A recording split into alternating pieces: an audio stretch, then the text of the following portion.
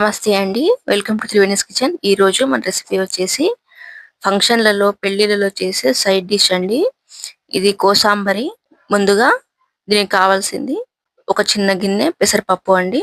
పెసరపప్పు తీసుకొని ఒక 2-3 సార్లు శుభ్రంగా కడిగి ఒక గంట పాటు నానబెట్టి పెట్టుకున్నానండి. ఇప్పుడు ఒక కీరా తీసుకొని దానిపైన ఉన్న చెక్కు తీసి చిన్న చిన్న ముక్కలుగా కట్ చేసి పక్కన పెట్టుకోవాలి. వీడియోని అయితే స్కిప్ చేయకుండా చూడండి. లైక్ చేయండి. ఛానల్ అయితే సబ్స్క్రైబ్ చేసుకోండి.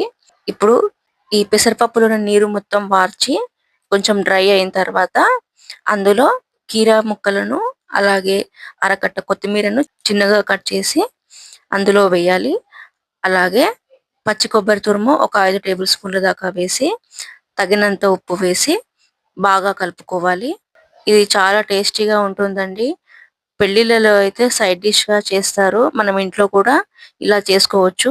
ఇప్పుడు స్టవ్ పైన చిన్న పాన్ పెట్టి అందులో 4 టేబుల్ స్పూన్ల దాకా ఆయిల్ వేసి ఆవాలు, జీలకర్ర అలాగే 2 పచ్చిమిరపకాయలు సన్నగా తరిగినవి, అలాగే చిటికెడు ఇంగువ, ఒక రెబ్బ కరివేపాకు వేసి తాలింపు పెట్టుకోవాలి. మన ఇంటికి చుట్టాలు లేకపోతే ఫ్రెండ్స్ ఎవరైనా వచ్చినప్పుడు మనం సైడ్ డిష్ కోసం ఆలోచిస్తాం కదా. అప్పుడు మనం ఈ కోసాంబరి అప్పటికప్పుడే చేసి పెట్టొచ్చు. ఇప్పుడు ఈ తాలింపును ఈ కోసాంబరిలో వేస్తే సరిపోతుందండి. ఇప్పుడు దీన్ని కలుపుకోవాలి. అంతేనండి. రుచికరమైన, ఆరోగ్యకరమైన కోసాంబరి రెడీ అయింది. తప్పకుండా ఒకసారి మీరు ట్రై చేసి ఎలా వచ్చిందో కామెంట్ సెక్షన్ లో కామెంట్ పెట్టండి.